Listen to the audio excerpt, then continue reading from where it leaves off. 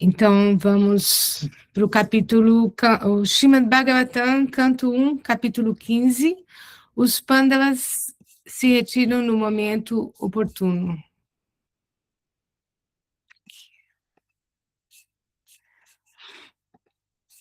Então, eu vou agora fazer o mantra de reverências à pessoa suprema. Om Namo Bhagavate Vasudevaya. Om Namo Bhagavate Vasudevaya. Om Namo Bhagavate Vasudevaya. Srimad Bhagavatam, canto 1, capítulo 15. Os Pandavas se retiram no momento oportuno. Eu vou ler primeiro o sânscrito. Om Arjuna Uvacha Vanchitoham Maharaja Harina Bandurupina Yena me paritam tejo deva vishvamapam mahat. Verso 6. Yasyakshana viyogena lokohi apriyadarshana uptena rahito yesha mritaka pratyate yatha. Agora a tradução em português. Verso 5. Arjuna disse: ó rei, a suprema personalidade de Deus Hari, que me tratou exatamente como um amigo íntimo, deixou-me sozinho. Desse modo, meu poder surpreendente, que pasmava até mesmo os semideuses, já não está comigo. Repetindo. Arjuna disse: ó rei, a suprema personalidade de Deus, Hari, que me tratou exatamente como um amigo íntimo, deixou-me sozinho. Desse modo, meu poder surpreendente, que pasmava até mesmo os semideuses, já não está comigo. Verso 6. Eu acabo de perdê-lo, aquele cuja separação por um momento faria todos os universos desfavoráveis e vazios, como corpos sem vida. Repetindo. Eu acabo de perdê-lo, aquele cuja separação por um momento faria todos os universos desfavoráveis e vazios, como corpos sem vida.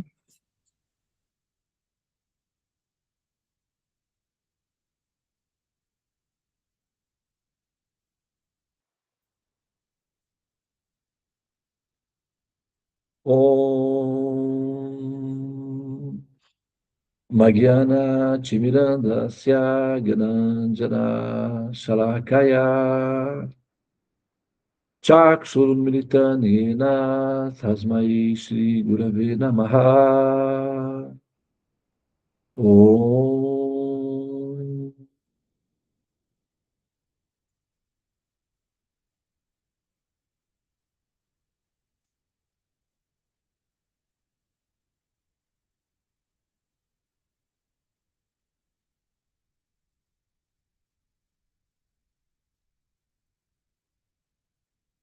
Muito bem, muito bom dia a todas as pessoas presentes aqui na sala.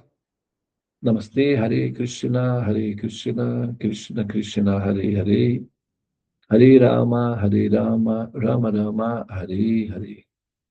Ó energia suprema, amor divina, ó Mahamantra, auspicioso libertador do ser, desperta-me, eleva-me, envolve-me, protege-me. Hariom, Shanti, Namastê, Om Tat Sat, Hare Krishna.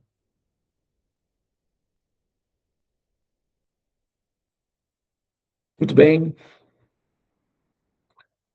nós estamos continuando aqui o estudo que nós estamos fazendo do Srimad Bhagavatam, canto 1, capítulo 15.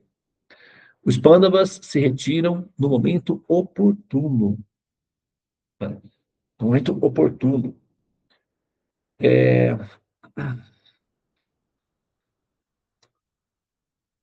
A descrição, né, que está em andamento aqui é a saída do Senhor Krishna de Dwaraka, né, a Terra, na verdade.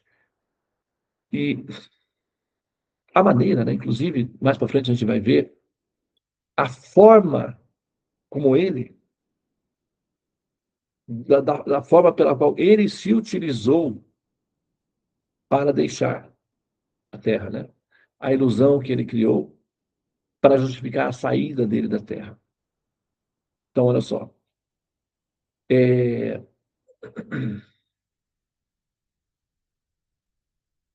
Vai entrar esse tema da forma como ele fez, né? O Arjuna, nesse momento, ele não menciona, tá? A forma como isso foi feito, né? Como isso se deu, mas ele menciona que Krishna deixou o planeta. E agora, né, ele se sentindo como uma fruta retirada da árvore, né? Um fruto retirado da árvore. Então, o fruto retirado da árvore tende à entropia, né? Enfim, ao definhamento. Ele vai murchar, não é? Ele vai se decompor por falta de nutrição, por falta de nutrientes, né? Um filho, por exemplo, quando sai do ventre, se ele não for nutrido pelo leite materno ou por alguma forma de nutrição, ele também definha, porque falta raiz, enraizamento, da onde ele tiraria os nutrientes para continuar existindo. O Arjuna, ele, nas histórias que envolvem ele, sempre ele é apresentado como, não um guerreiro imponente, poderoso, grandioso, temido e muito forte. E, de repente, ele se vê numa situação em que ele está exaurido de força,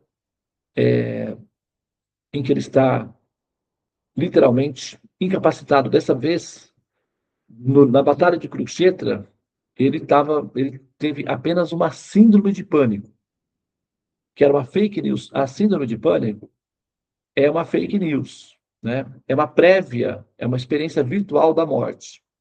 Por isso que dá pânico, que a pessoa tem a sensação de que vai morrer. Mas se é feito um check-up, uma avaliação médica, todos os órgãos estão funcionando normalmente. O coração está normal, o coração está batendo, mas o problema é software, que é psicológico, que é o que se chama de ansiedade. E aí dá efeitos colaterais no equipamento, que é o corpo. Então fica parecendo que a pessoa vai morrer. Ela tem uma experiência prévia de como ela estaria psicologicamente no momento da morte. Então, isso deixa a pessoa no estado de choque, paralisação e pânico, né? Então, uma pequena, assim, uma amostrazinha prévia de como a pessoa pode, né, estar no momento em que ela realmente vai deixar o corpo, né? E só que é uma fake news, porque o coração está funcionando, está tudo funcionando, então a pessoa vai viver. Ela só tem a sensação de que vai morrer. E, de certa forma, esses sintomas, se utilizados como uma, um laboratório, eles podem ser muito úteis, porque a pessoa pode, então, concluir que essa seria a minha situação emocional ou psicológica, se caso eu realmente estivesse falecendo. E qual seria a minha situação emocional, psicológica? Não seria para nada satisfatória. O que significa que eu devo estar fazendo alguma coisa errada. Eu não devo estar me preparando adequadamente. Pode ser que eu esteja negligenciando esse momento e vivendo a vida, né? E esquecendo do detalhe mais importante, que é preparar-me para o momento da saída. Então, se a pessoa tem essa introspecção, isso pode ser útil. Ela pode fazer de um mau negócio o bom uso, né? Transformar um limão, né, numa limonada, como se diz no ditado, transformar o limão em uma limonada, né? A experiência do pânico, da depressão é um limão, é azedo, é triste, é ácido, é tóxico, mas isso pode ser ressignificado e transformado, ou seja, pode ser uma motivação para que a pessoa se preocupe e busque mudanças estruturais que possam permitir com que ela esteja bem no momento da partida, né? Mas nesse caso específico do Arjuna, não era mais uma fake news, de fato. Ele estava definhando, literalmente. Por quê?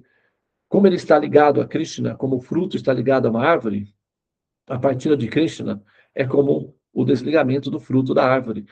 Então, a descrição dele é de ausência de força, de ar vital, de poder, ausência de tudo. Então, ele está sentindo que não faz mais sentido permanecer, a continuar a vida com a ausência da pessoa, né, que preenchia o seu coração, preenchia a sua existência e dava valor e sentido à sua existência. Né? Então, nesse momento, o que o Arjuna vai fazer? Né? O que ele vai fazer? Ele vai se retirar. Ele vai se retirar para buscar de volta essa conexão com o Supremo. Então, ele admite aí que não vale a pena o esforço de viver sem essa conexão, sem essa relação, sem essa substância de nutrir o ser, na qual ele se nutria, né?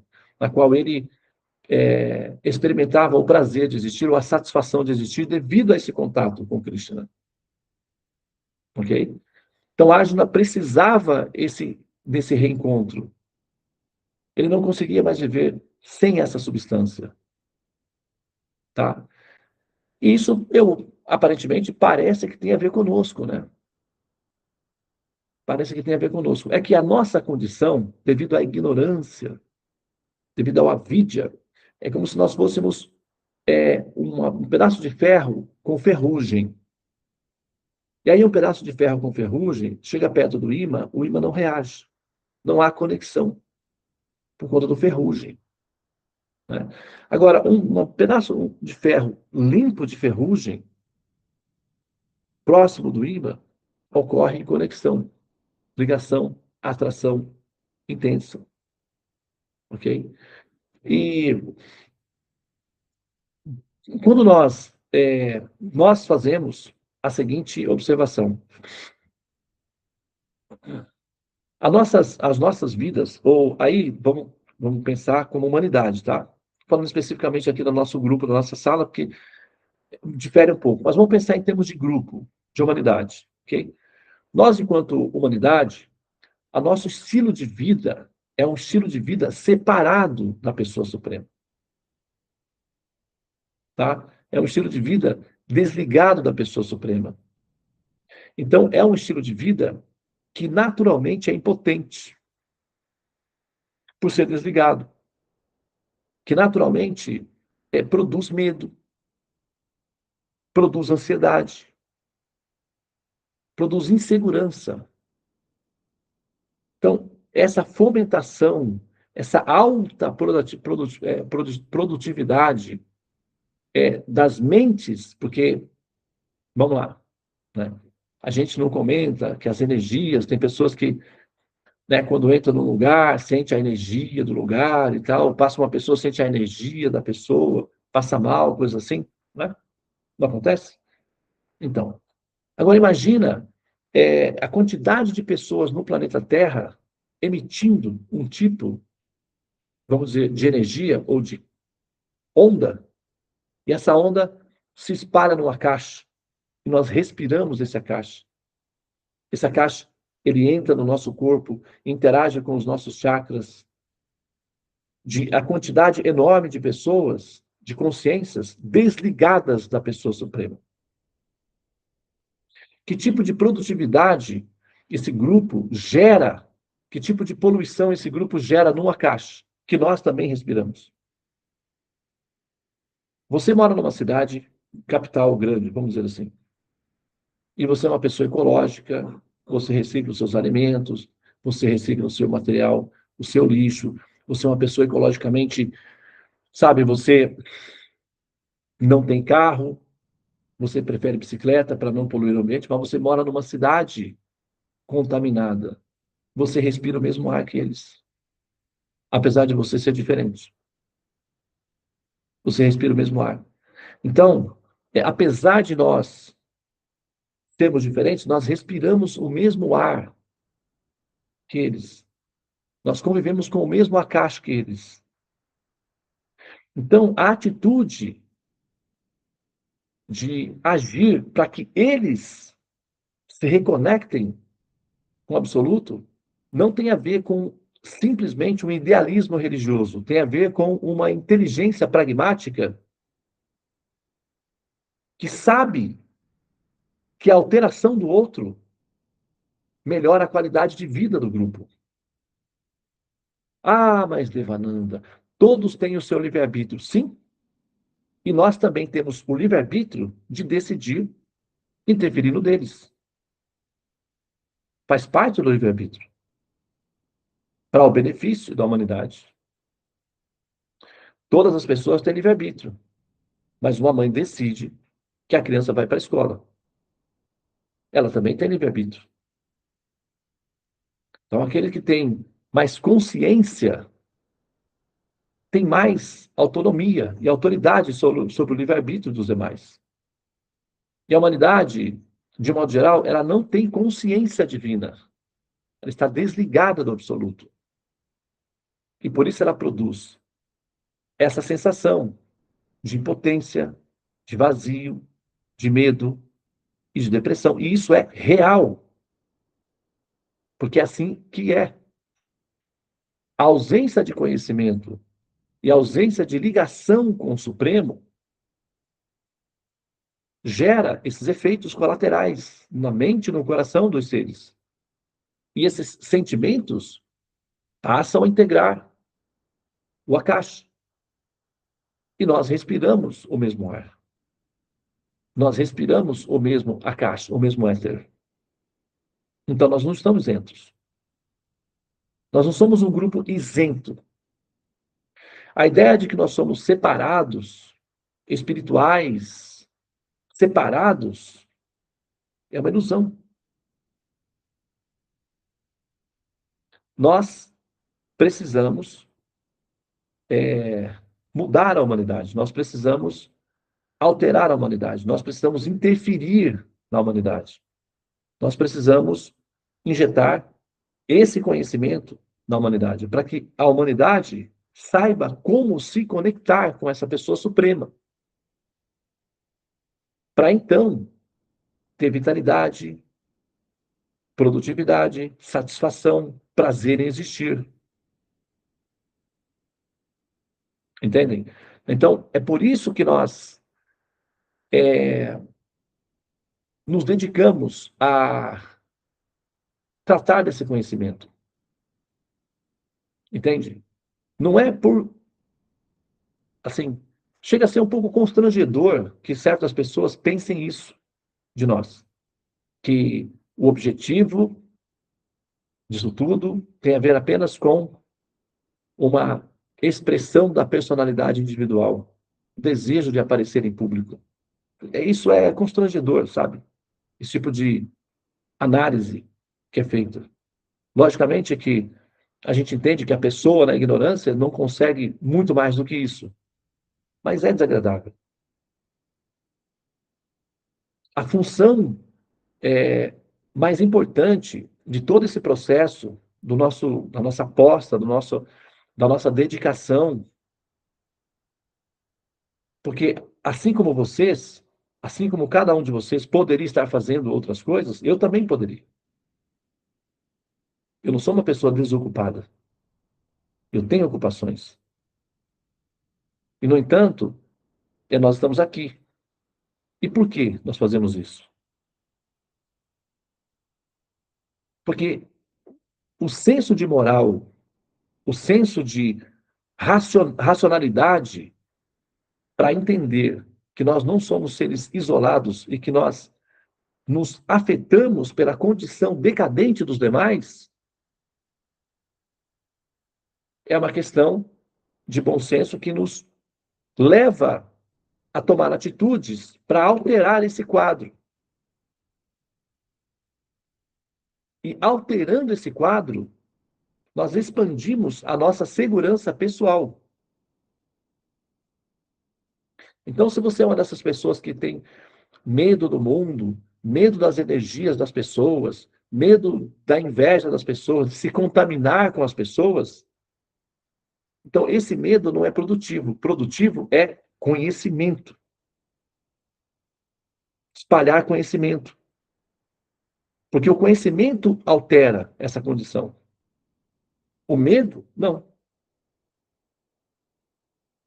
O medo só supostamente permite com que você se esconda para não ser afetado por essa energia. É uma tese. E funciona. Essa tese realmente funciona? Não. Então, na verdade, a gente precisa dessa reconexão. Nós temos que ensinar as pessoas a se reconectarem. E isso pode ser pensado da seguinte maneira, mas Devananda, assim, existem muitas religiões que estão fazendo isso, grupos, pessoas. É verdade. Isso é verdade.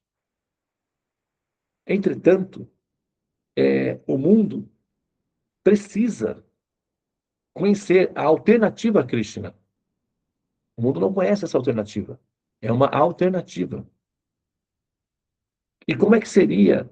O que acontece quando uma pessoa, por livre e espontânea vontade, porque nós não estamos presos a um curral cultural, nós nascemos num país cristão, num país ocidental, e a decisão de cultuar ou de cultivar amor por Krishna ou ligação com uma pessoa Krishna é uma decisão absolutamente baseada no livre-arbítrio, a nossa capacidade de decidir. Nós não somos obrigados a tomar essa decisão e nem somos influenciados culturalmente para tomar essa decisão. Essa decisão foi tomada de maneira pensada e livre. Agora, o que acontece com uma pessoa que toma essa decisão de forma pensada, livre e voluntária e consegue essa conexão com Krishna? Quais são os efeitos produzidos nessa pessoa? Porque dependendo do efeito produzido nessa pessoa, as demais também ficarão iguais. Né? Se você pega, por exemplo, o arroz, quando você cozinha o arroz, você pega um grãozinho e aperta. E baseado naquele grãozinho, você já pode ter uma ideia de como é que está todo o arroz. Então, uma amostra. Deve, pega o verso da Bhagavad Gita que fala onde quer que haja Arjuna, haverá poder extraordinário, vitória da Bhagavad Gita. Então, esse é o resultado do contato de uma consciência que desperta consciência de Krishna. O mundo é cheio de propostas, de alternativas e de espiritualidade, é verdade. Mas o mundo não conhece essa alternativa, que é a alternativa Krishna. E o mundo precisa conhecer essa alternativa, por uma questão de direito que o mundo tem de ter o direito de ter essa alternativa. Entende? E essa responsabilidade de proporcionar ao mundo a compreensão dessa alternativa, essa responsabilidade é nossa, que temos essa conexão com Krishna. E explicar por que essa conexão com Krishna ela é produtiva, ela é saudável e ela é benéfica para a humanidade. Né? Aqui está o verso. Yatra Yogeshwara Krishno, Yatra Parto Danurdhara, Tatra Shri Vijayo Bhutir, Dhruva Nitir Matir Mama. Onde quer que esteja Krishna, o Senhor de todos os místicos, e onde quer que esteja Arjuna, o arqueiro supremo, ou a alma conectada com Krishna, né? Com certeza também haverá opulência, vitória, poder extraordinário e moralidade. Esta é a minha opinião. E quem está dando essa opinião?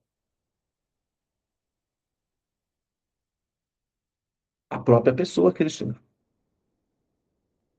Ele está avalizando a si próprio, validando a si próprio, dando lastro às suas próprias falas. Ok? E por poder extraordinário, opulência, vitória e moralidade. E por moralidade, nós entendemos não violência, empatia, compaixão, cultura, gentileza, educação, respeito, firmeza, valentia, caráter. Então, onde quer que haja uma pessoa conectada com Krishna, essas são as qualidades. Não seria útil para a humanidade que todos se conectassem com Krishna, pelo menos como utopia? Imagine simplesmente como uma postulação, como um postulado, assim, sem ter a responsabilidade de ser um contrato social efetivo. Somente como imaginação. Se essa fala aqui for aplicável, onde quer que haja Krishna, o Senhor de todos os místicos, e onde quer que esteja Arjuna, o arqueiro supremo, ou seja, a alma que acertou o alvo, porque o que faz um arqueiro? Acerta o alvo. E qual é o alvo supremo da alma e da consciência? A pessoa suprema. Então, onde quer que haja Krishna, o místico, o Senhor de todos os místicos, e onde quer que haja uma consciência que tenha alcançado o alvo, com certeza também haverá opulência, vitória, poder extraordinário e moralidade, que inclui não violência, benevolência, gentileza, altruísmo, compaixão, limpeza, educação, conhecimento acima de tudo, cultura, beleza. Esta é a minha opinião. Então, se esse verso é aplicável, imagina se as 8 bilhões de pessoas que existem na Terra fossem religarem, ou religada, ou conectada com Krishna. Faria do mundo um mundo melhor ou não? Imagina o efeito que isso produziria no mundo. Então, ainda que meramente como uma simples ideia que não tem a obrigação de acontecer, ainda que fosse uma mera conjecturação idealística somente, já seria benéfico. E uma coisa verdadeira é verdade no começo, no meio, no fim, de todas as formas. Quando a mera imaginação, quando a mera conjecturação de algo é benéfico, já é benéfico, se for aplicável. Então, o nosso esforço tem a ver com realçar e tornar essa pessoa, a pessoa Krishna, disponível para a humanidade. Nós recebemos esse legado dos mestres. E nós assumimos a responsabilidade de repassar essa informação por uma questão moral. Não tem a ver com a necessidade de sermos adorados, elogiados. Respeito é bom, é importante na interação do conhecimento. Mas essa não é a função principal, a adoração, ser adorados, ser reconhecidos como mestres. Nós assumimos a posição de mestres por uma questão moral e necessidade. E não é fácil manter essa posição com dignidade. Requer valentia, requer determinação, riscos financeiros, perca de sono, de paz, bravura. E tudo isso apenas pelo prazer efêmero e superficial de sermos reconhecidos como mestres? Os mestres Vaishnavas o fazem por dever moral, por compaixão da humanidade. Essa é a função. É por isso que nós nos dedicamos a realçar Krishna, para que as pessoas tenham o direito, as almas têm o direito de conhecer Krishna. Depois elas podem até decidir se o querem ou não. Mas sem ter acesso a esse direito, qualquer decisão está incompleta.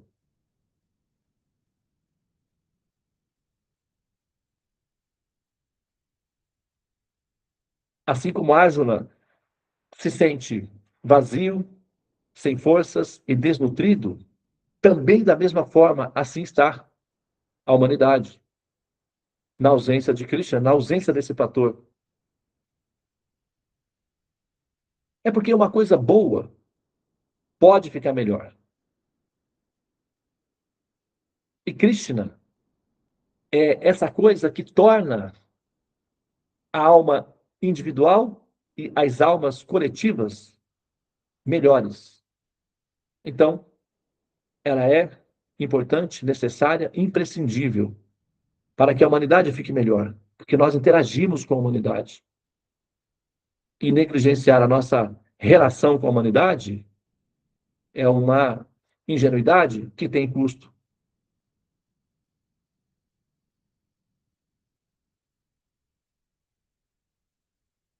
Né? E é por isso que os Vaishnavas são valentes, determinados, guerreiros, arqueiros supremos, fortes, vitoriosos, opulentos de conhecimento, são extraordinários na sua moralidade e são pessoas queridas e necessárias na humanidade. Eles são benéficos. São como anticorpos no corpo. Ok? Muito bem, então eu vou pausar aqui. Muito obrigado pela atenção. Namastê. Hare Krishna, Hare Krishna, Krishna Krishna, Hare Hare, Hare Rama, Hare Rama, Rama Rama, Hare Hare. Ó energia suprema, amor divina, ó Mahamantra, libertador do ser, desperta-me, eleva-me, envolve-me, protege-me. Hariom Shanti, Namastê, Om Tat Sat, Hare Krishna.